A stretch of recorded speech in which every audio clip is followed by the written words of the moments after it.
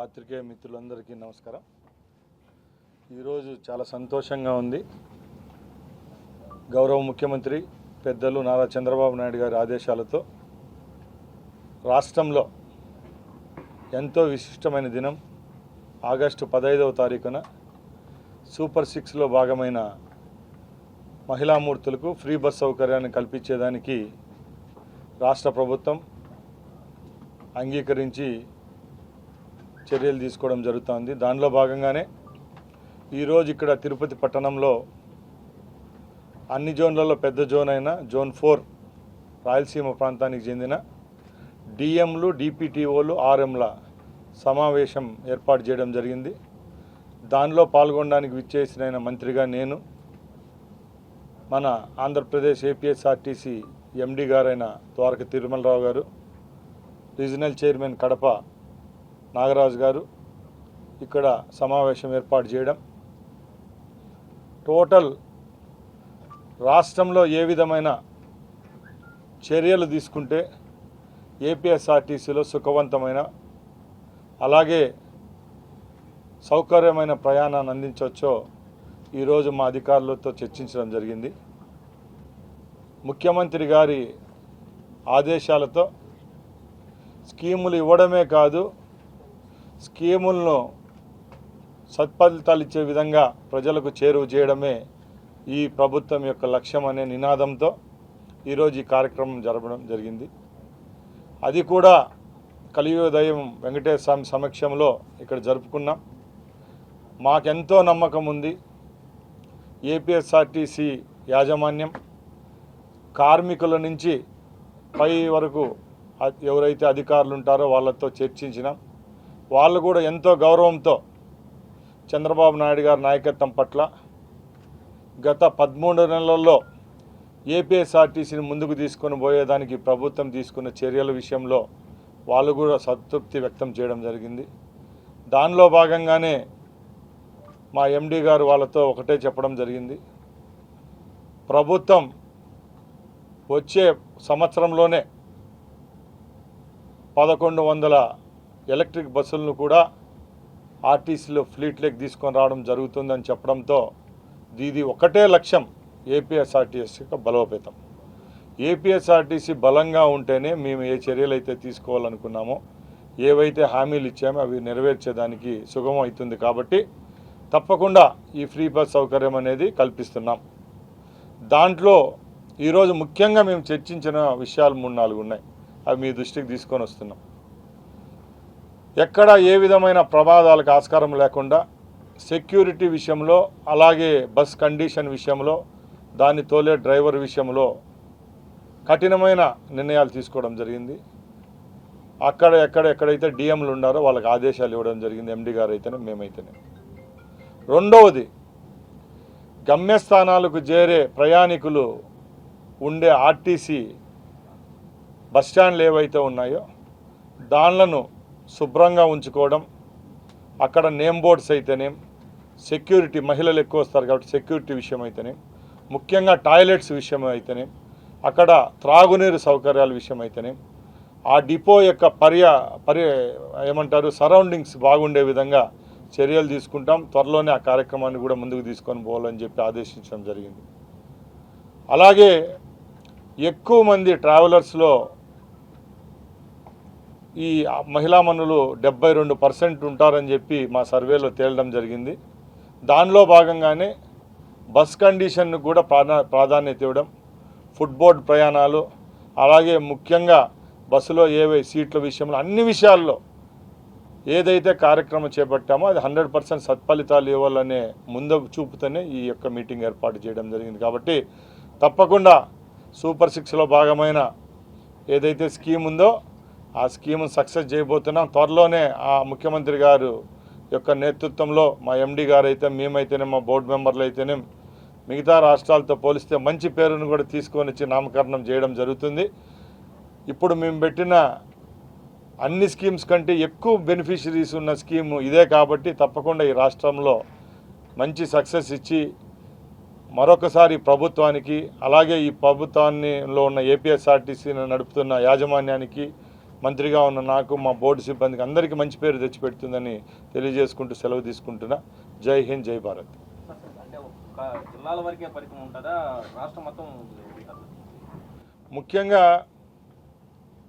మొన్న border states అయిన తెలంగాణ, తమిళనాడు, కర్ణాటకలో కూడా ఈ ఫ్రీ స్కీమ్ ఇవ్వడం జరుగుతూ ఉంది. కాబట్టి తప్పకుండా ఆ రాష్ట్రాల్లో ఏ విధంగా ఈ స్కీమ్ను ఇంప్లిమెంట్ చేస్తున్నామో అదే విధంగా మన రాష్ట్రంలో కూడా ఏర్పాటు చేస్తాం.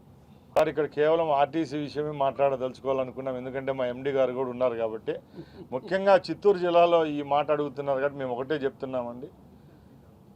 తీసేసిన తహసీల్దారు పెద్దిరెడ్డి రామచంద్రారెడ్డి గారు, జగన్మోహన్ రెడ్డి గారు ఈరోజు కొడుకు జైల్లో పడ్డాడైన ఆక్రోశంతో మాట్లాడుతున్నారు తప్పక ఈ ప్రభుత్వం 14 నెలల్లో ఏం తప్పులు చేశాదో ఆయన ఒకసారి చూపిస్తే బాగుంటుంది. అంతే తప్పక వాళ్ళు చేసిన పాపాలకి ఈరోజు ఆ భగవంతుడైతేనే, ప్రభుత్వం అయితేనేం, న్యాయస్థానాలు అయితేనేం శిక్ష విధిస్తే దానికి మా ప్రభుత్వానికి మాకేం సంబంధం ఉందని మేము అడుగుతున్నాం. ముఖ్యంగా ఈ విషయం గురించి నేను ప్రస్తావించదలిచానండి. మా ముఖ్యమంత్రి గారు సింగపూర్ పర్యటన ఒక చరిత్రాత్మకం. ఎందుకంటే రాష్ట్రాన్ని, ముఖ్యంగా అమరావతి ప్రాంతాన్ని సింగపూర్ లాగా తయారు చేయడాలని దృఢ నిశ్చయంతో ఈరోజు కాదు, గత 6 సంవత్సరాల ముందు ఏదైతే 2019లో ఆయన ముఖ్యమంత్రిగా ఉన్నారో అప్పుడు సింగపూర్ లాగా అమరావతిని తయారు చేయాలనే ఒక లక్ష్యంతో అక్కడి నుంచి మంచి టీముని తీసుకొని రావడం, ఆ ప్రభుత్వంతో చర్చించి క్యాపిటల్ సిటీని తయారు చేస్తామని చెప్పడం జరిగింది. దానిలో భాగంగానే ఆ రోజు ఏదైతే కోర్ క్యాపిటల్ ఉంటుందో దానికోసం ప్లాన్లన్నీ రెడీ చేసి, మా దురదృష్టవశాత్తు ప్రభుత్వం కోల్పోయిన తర్వాత సింగపూర్ ప్రభుత్వాన్ని, సింగపూర్కి సంబంధించిన ఆర్కిటెక్టులు అందరినీ తరిమేసిన దౌర్భాగ్యం ఆ ప్రభుత్వానికి దక్కింది. ఈరోజు మరొకసారి మా ప్రభుత్వం అత్యధిక మెజార్టీతో రాష్ట్రంలో ప్రభుత్వం ఏర్పాటు చేయడం, అదేవిధంగా అమరావతిని ముందుకు తీసుకొని పోయే దృఢ లక్ష్యంతో మరొకసారి సింగపూర్ పర్యటన జరుగుతూ ఉంది. కేవలం అభివృద్ధి విషయంలో తప్పక స్వయ ప్రయోజనాల కోసం ఎక్కడికి ముఖ్యమంత్రి గారు కానీ మిగతా వారు ఎక్కడికి పోవడం జరగదు. మేము ఒకటే చెప్తున్నాం, ఈరోజు ప్రతిపక్షాలు ఏదైనా ఎదుటి వాళ్ళ మీద ఒక మాట అనేటప్పుడు ఒకసారి వాళ్ళు ఆలోచించాలండి. ఎందుకంటే గతంలో మీలాగా అమరావతిని నాశనం చేసి వైజాగ్ను క్యాపిటల్ చేస్తామని చెప్పి వైజాగ్లోకి పోయి గూండాగిరి చేస్తే మీకు వైజాగ్లో ఎన్ని సీట్లు వచ్చాయో ఒకసారి చూసుకోవాల్సిందిగా మేము కోరుకుంటున్నాం. ఎందుకంటే చంద్రబాబు నాయుడు గారి లక్ష్యం ఒకటే, అమరావతిని కంప్లీట్ చేయడం. వచ్చే 4 సంవత్సరాల్లో అమరావతి పూర్తిగా కంప్లీట్ అవుతుంది. ఈ రోజుటికే 50,000 కోట్ల రూపాయలతో అమరావతిలో పనులు శరవేగంగా జరుగుతున్నాయి. మా ప్రభుత్వాన్ని, చంద్రబాబు నాయుడు గారి మీద నమ్మకంతో కేంద్ర ప్రభుత్వం కూడా సుమారు 12,000 కోట్ల రూపాయలను మాకు నిధులు కేటాయించడం జరిగిందంటే ఒకసారి అందరూ ఆలోచించాలా. ఇప్పటికి కూడా పార్టీలన్నీ పక్కలకు పెట్టి వైసీపీ వాళ్ళు ఇప్పుడైనా ప్రజాపక్షంగా నిలబడి, ప్రతిపక్షంలో ఉన్నవారు ఏదైనా అభివృద్ధి విషయంలో మాట్లాడలే తప్పక ఇలాంటి అవాకులు చవాకులు పెట్టడం మంచిది కాదని హితవు పలుకుతున్నాం. అంటే ఒకటి, ఆర్టీసీ అనేది ఒక పెద్ద సంస్థ. ఆర్టీసీలో ఒక సిస్టమ్ మీద నడుస్తూ ఉంటుంది. ఆర్టీసీలో అలాగే యూనియన్ గవర్నమెంట్ కొన్ని నామ్స్ పరంగా పాత బస్సుల స్థానంలో కొత్త బస్సులు తీసుకొని రావడం జరిగింది. అదే కోవలో గత సంవత్సరం నుంచి సుమారు 1450 బస్సులు మేము ఆర్టీసీ ఫ్లీట్లో పెట్టడం జరిగింది. గౌరవ ముఖ్యమంత్రి గారి ఆదేశాల మేరకు ఇప్పుడు ఎలక్ట్రిసిటీతో నడిచే బస్సులు రేపు రాబోయే కాలంలో అన్నీ ఆర్టీసీలో తేవాలని చెప్పి ఒక దృఢ నిశ్చయంతో ఈరోజు మేము దాని మీద వర్కౌట్ చేస్తున్నాం. ఇప్పుడు సెంట్రల్ గవర్నమెంట్ స్కీమ్లో కూడా 750 బస్సులు ఇక్కడ రావడం జరిగింది. సుమారు 10 పట్టణాల నుంచి ఈ బస్సులు ఇంటర్సిటీ బస్సులుగా తెస్తామని చెప్పి పూర్వమే మేము పత్రికా గోష్ఠీల్లో చెప్పడం జరిగింది. అవే కాకుండా ముఖ్యమంత్రి గారు ఇంకో 1000 బస్సులను కూడా కొంటామని చెప్పారు. కాబట్టి తప్పకుండా కొత్త నీళ్ళు, పాత నీళ్ళు పోతే కొత్త నీళ్ళు ఎలా వస్తాయో అలాగే ఆర్టీసీలో కూడా కాలం చెల్లిన బస్సులు 15 లక్షల కిలోమీటర్ల, లేకపోతే కొన్ని నామ్స్ సెంట్రల్ గవర్నమెంట్ విధించింది ఈ పొల్యూషన్ దాని విషయంలో, ఆ పాత బస్సులు పోగా కొత్త బస్సులు అయితే తీసుకొని వస్తాం.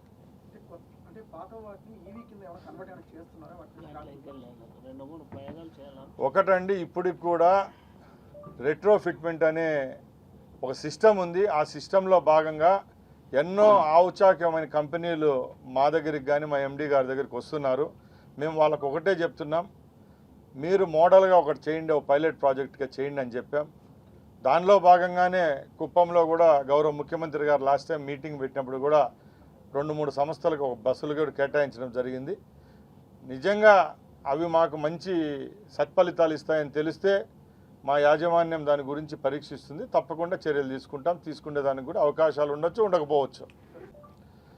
సార్, ఇప్పటికే కేంద్ర బృందము 2-3 పర్యాయాలు తిరుపతి పట్టణానికి విచ్చేయడం జరిగింది. ప్రపంచానికే తలమానికమైన తిరుపతి పట్టణంలో వెలసబోయే కొత్త ఆర్టీసీ టెర్మినల్ గురించి చెప్పనక్కర్లేదు.